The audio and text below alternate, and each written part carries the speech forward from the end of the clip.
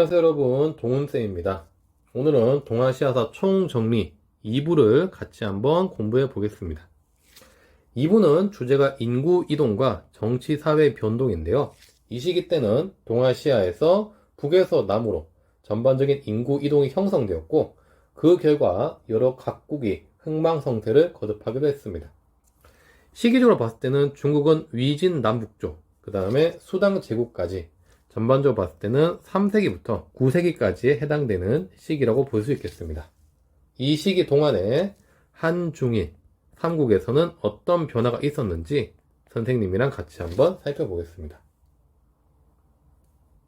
이 단원의 주요 포인트는 무엇일까요? 자, 이 단원에서는 우선은 위진 남북조 시기 때 대표적인 황제였던 북이 효 문제에 대해서 우리가 중점적으로 볼 필요가 있습니다. 그리고 7세기 때가 되면은 당나라가 들어서는데, 이 당나라가 한반도에 대해서 적극적인 공격을 하게 됩니다. 그리고 그 결과 나중에 백제가 망하게 되는데, 이 백제가 망한 것을 놓고 당시에 한중일, 삼국의 동아시아 국제전쟁이 발생하기도 했습니다. 여기에 대해서도 구체적으로 살펴볼 것이고요. 이후로 8세기부터는 전반적으로 동아시아에서 평화 체제가 찾아오게 되면서 이 동아시아에서 각국이 서로 간의 문화를 공유하는 그런 형태를 띠기도 했었는데요. 이 시기 때 동아시아 문화의 확립되는 과정에 대해서까지 같이 한번 살펴보겠습니다. 자, 그러면 지금부터 시작해 보겠습니다. 오늘은 위진 시대부터 같이 보겠습니다. 중국의 통일제국이었던 후한이 망하고 3세기부터는 위초고의 삼국시대가 전개되었습니다. 우리가 흔히 소설에서 보는 삼국지가 바로 이 시대라고 말씀드릴 수 있습니다. 자, 이런 삼국시대는 위나라의 신하였던 사마염이 진나라를 세우고 마침내 삼국시대를 통일하게 되면서 끝이 나게 됩니다. 중국은 하나의 국가인 진으로 통합이 되었는데요. 문제는 진을 세웠던 사마염의 경우에는 자신의 후계자를 명확하게 설정하지 않았습니다. 자, 그러다 보니까 사마염이 죽고 난 다음에 당시 사마염 왕자들의 왕권 다툼으로 중국이 굉장히 큰 혼란에 빠지게 되는데요. 이런 혼란한 상황을 당시에 유목민족들이 파고들었습니다. 당시에 이 유목민족들을 가리켜서 오호라고 부릅니다. 오호라고 부르는 이유는 흉노, 선비, 갈, 저, 강족이라서 5개의 유목민족, 중국식으로는 5개의 오랑캐 호자를 써서 오호라고 부르는 것입니다. 이들은 사실은 이미 그 이전부터 급격한 기후변화와 정치적인 변동 때문에 후한 시기 때부터 남하에서 생활하고 있었습니다. 하지만 평소에 농사 짓던 것에 서툴렀던 이들은 주로 할 수 있는 것이 사냥이나 아니면 전쟁을 많이 하다 보니까 이 중원 지역에서도 주로 한족의 용병으로서 활약을 하고 있었습니다. 이런 이들에게는 기회가 왔었는데요. 방금 말씀드렸던 것처럼 진나라가 후계자 다툼으로 크게 어지럽게 되니까 이때 이들은 일제히 진나라에 대해서 반기를 들고 이제 새로운 국가를 세우게 되었습니다. 한편으로 기존 진나라 같은 경우는 진나라의 황제였던 회제가 당시 5호 중에 하나였던 흉노의 포로가 되는 큰 수모를 겪기도 했습니다. 당시 회제가 썼던 연호가 영가였습니다. 그래서 당시의 난을 가리켜서 영가의 난이라 하는데, 이건 중국 역사에서도 특히 굉장히 치욕적인 사건으로 기록되고 있습니다. 자, 이렇게 5개의 오랑캐에 밀렸던 이 진나라는 결국에는 멸망하게 되었고요. 남아있던 진나라의 지배층은 어쩔 수 없이 중국의 강남 지방, 즉 양쯔강 이남 지방으로 이동을 하게 됩니다.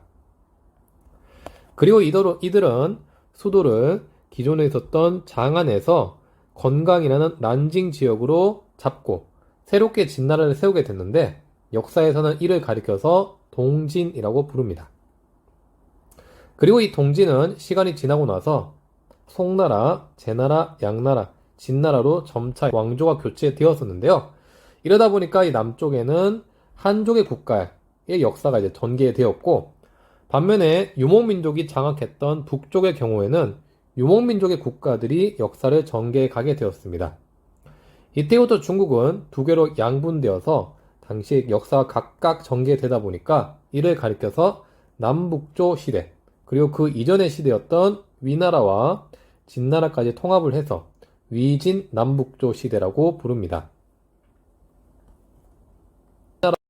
이런 위진 남북조 시대 때 가장 대표적인 국가는 바로 북위였습니다.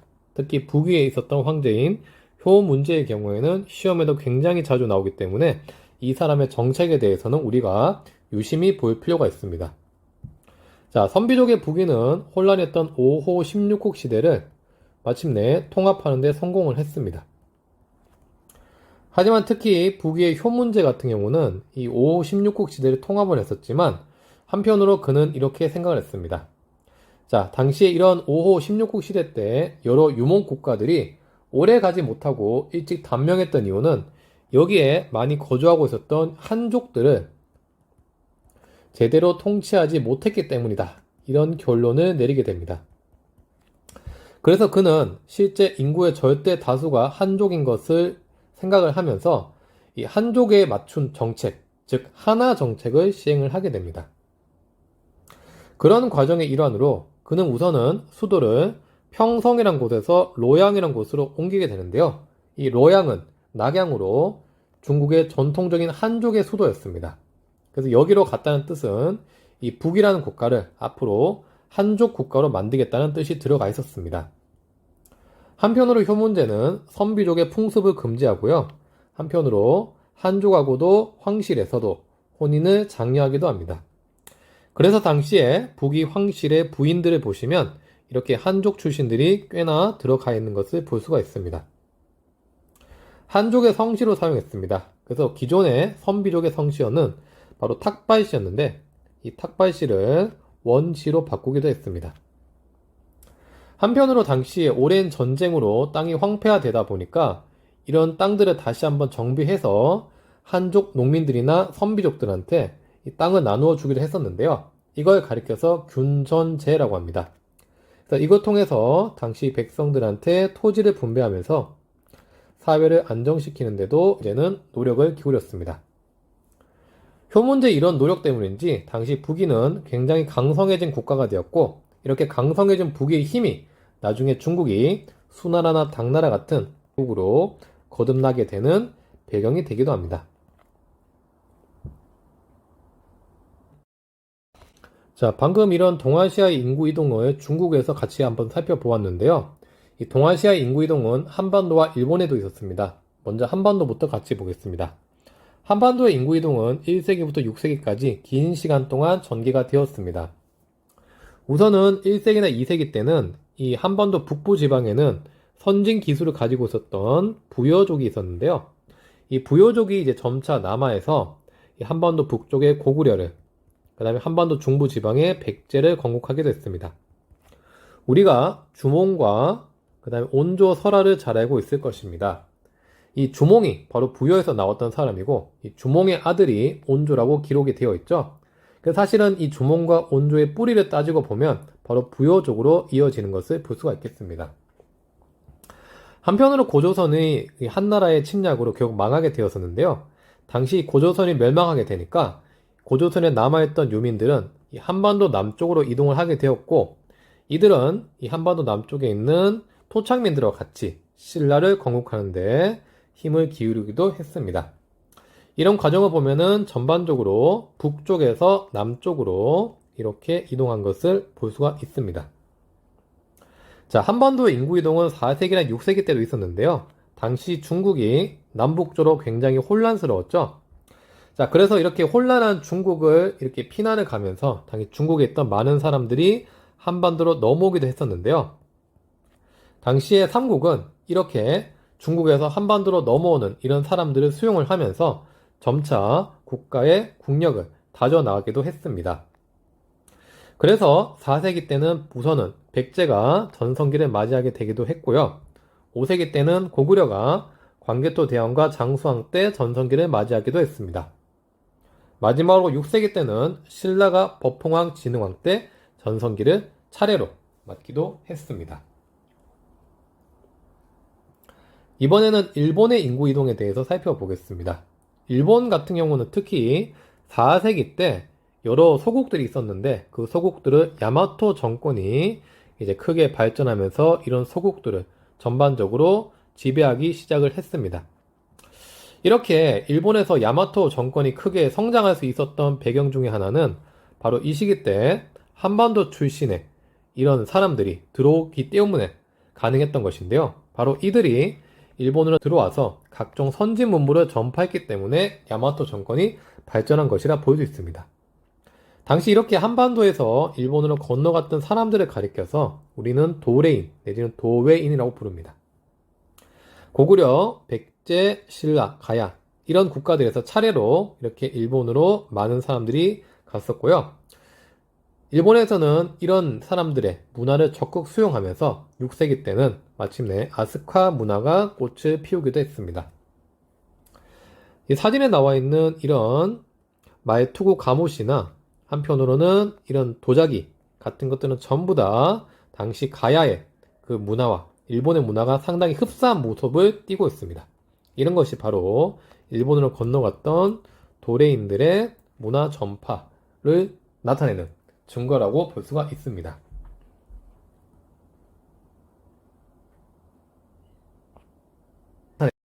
이어서 중국 당나라와 7세기 때 동아시아의 국제 전쟁에 대해서 살펴보겠습니다.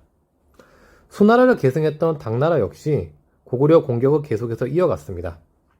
하지만 고구려의 저항은 만만치 않았고 고구려 공격도 매번 번번이 실패하게 되었습니다. 이에 당나라는 한반도 남쪽에 있었던 신라하고 동맹을 맺어서 마침내 고구려를 치기로 하는데요. 역사에서는 이를 가리켜서 나당 동맹이라고 부릅니다. 자, 신라와 동맹을 맺게 된 당나라는 먼저는 힘이 약했던 백제부터 공격을 하게 됩니다. 그리고 그런 공격 끝에 마침내 백제가 660년에 결국에는 멸망하게 되었고요. 남아있던 고구려 역시 오래 버티지 못하고 668년에 결국에는 멸망하게 되었습니다.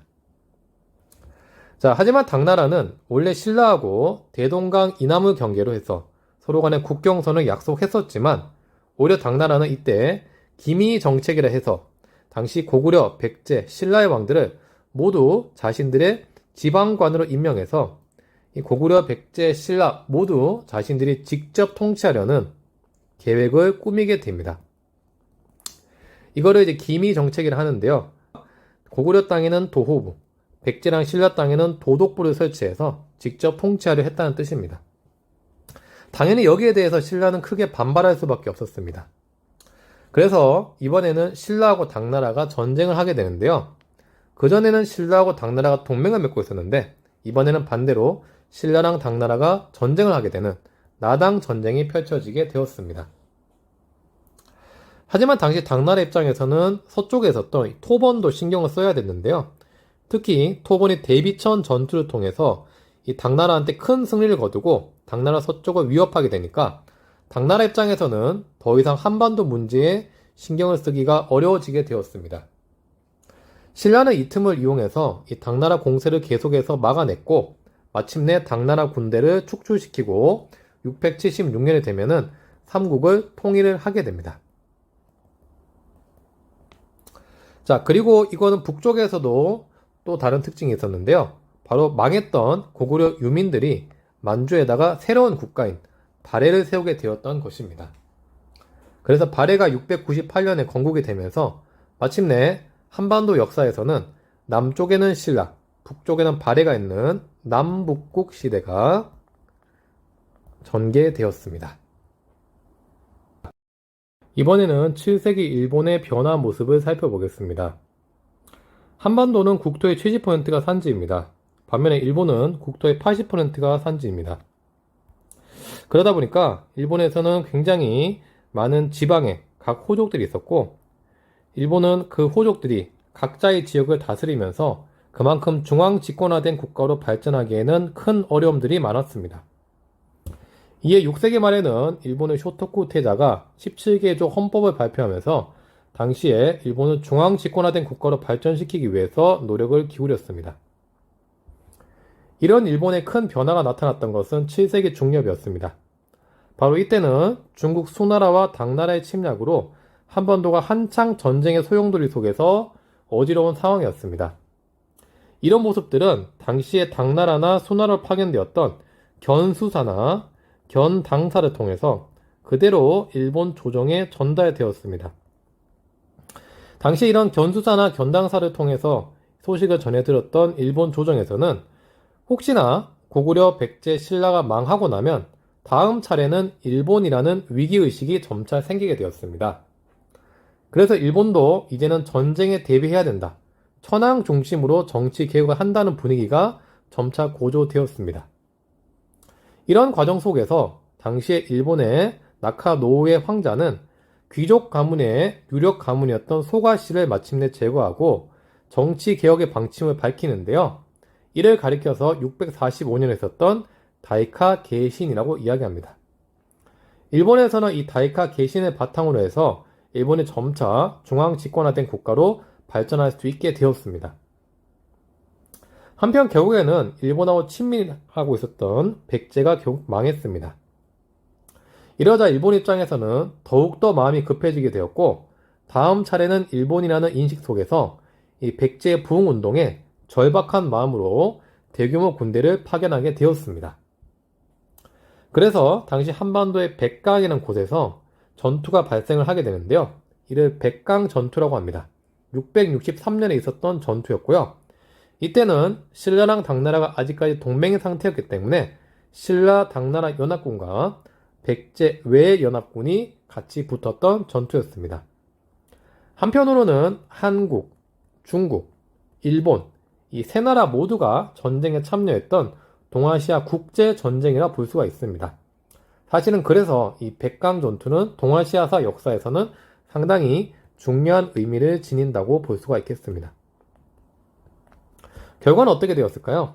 당시에 일본은 아직까지 기술이나 문화 수준이 많이 떨어졌기 때문에 결국에는 이 당나라랑 신라 연합군이 큰 승리를 거두게 되었고 결국 백제 부흥운동은 좌절되었습니다.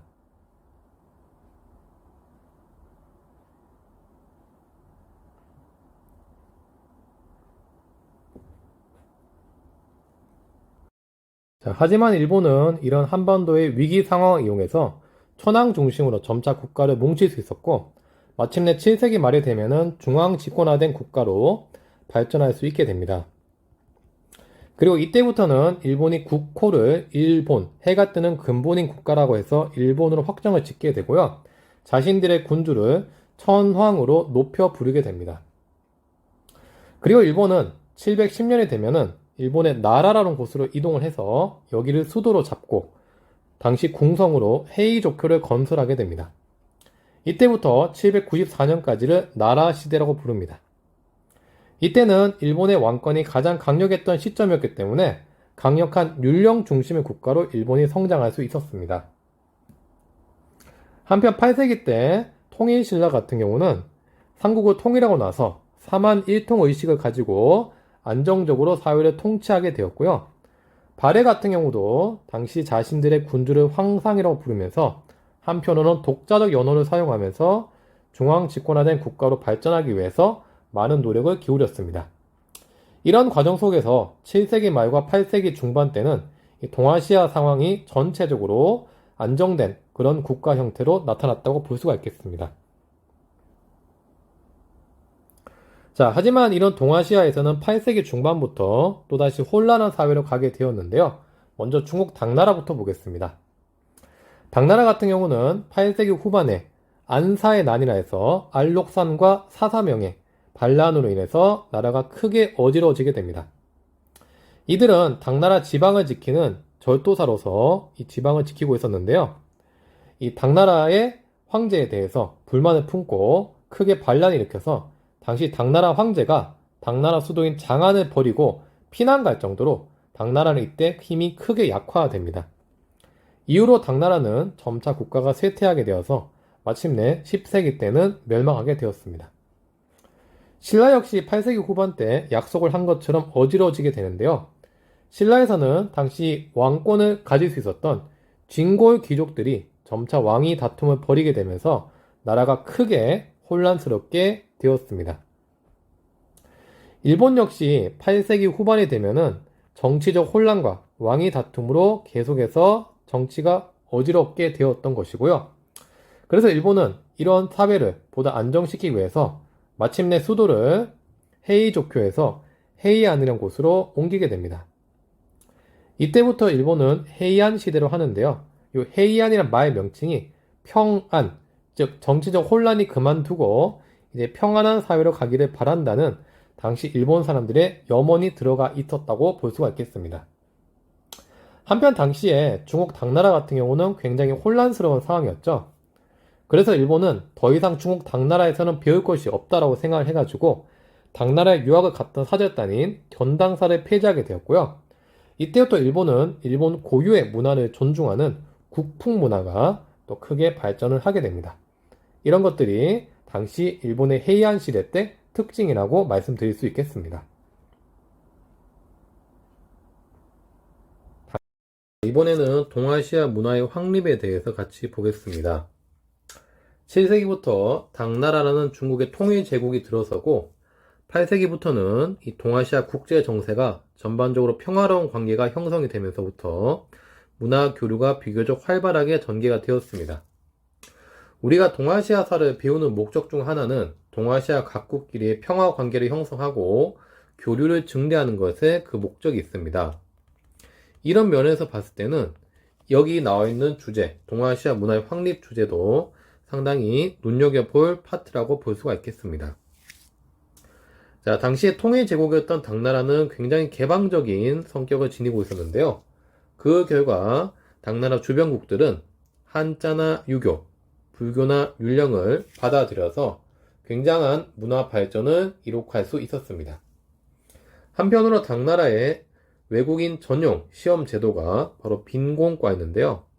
이 빈공과에 당시 한반도나 일본의 외국인들이 응시하여서 여기서 당나라의 관리가 되기도 했었습니다. 당나라의 문화 전파는 이뿐만이 아닙니다. 당시 당나라의 수도 장안성은 발해의 수도 상경성이나 일본의 수도 헤이조쿄 건설에도 큰 영향을 주게 됩니다. 특히 이 그림을 보면은 당나라의 장안성이랑 발해 상경성, 일본 헤이조쿄 모두 궁성이 상단에 있고 그 밑으로는 주작대로가 쭉 펼쳐진 것을 볼 수가 있습니다.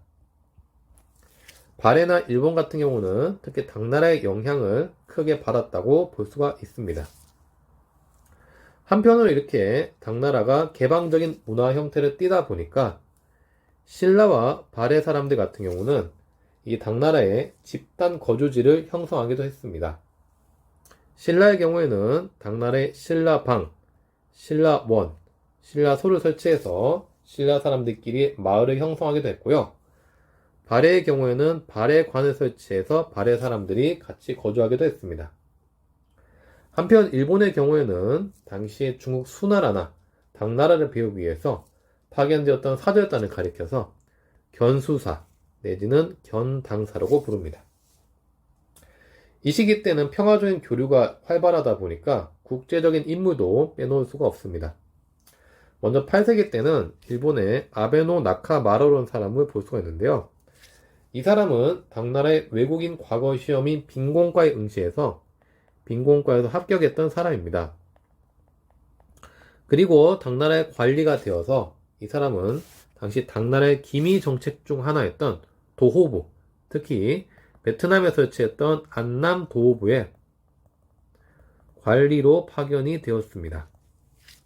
그래서 이 사람은 당시에 당나라에서 베트남으로 파견되어서 일을 하기도 했었습니다. 9세기 때는 장보고와 앤린을 볼 수 있습니다. 장보고는 신라 사람인데요. 이 장보고는 중국 당나라에서 그 능력을 인정받아서 당나라 장수로까지 승진을 했던 사람입니다. 한편 이런 장보고의 도움을 받고 당나라 유학을 무사히 마쳤던 승려가 있었죠. 그 승려가 바로 앤린이었습니다. 이런 식으로 당시 당나라의 국제적인 인물들을 이 시기 때 볼 수가 있겠습니다. 네, 이렇게 오늘은 이 단원에 대해서 전반적으로 정리해 보았습니다. 오늘 수업한 중요 포인트는 우선은 북이 효 문제를 잘 보시고 그 다음 7세기 때 수당 제국이 성립하고 나서 펼쳐졌던 동아시아 국제전쟁에 대해서도 같이 알아보시면 되겠습니다. 특히 이 시기 때는 한중일 3국이 같이 전쟁에 참여했었던 백강 전투도 특히 눈여겨볼 필요가 있겠습니다. 그리고 아까 봤었던 동아시아 문화의 확립 과정에 대해서도 알아두시면 좋겠습니다. 이상으로 동아시아서 총정리 2부를 마치도록 하겠습니다. 다음에 3부에서 찾아뵙도록 하겠습니다. 감사합니다.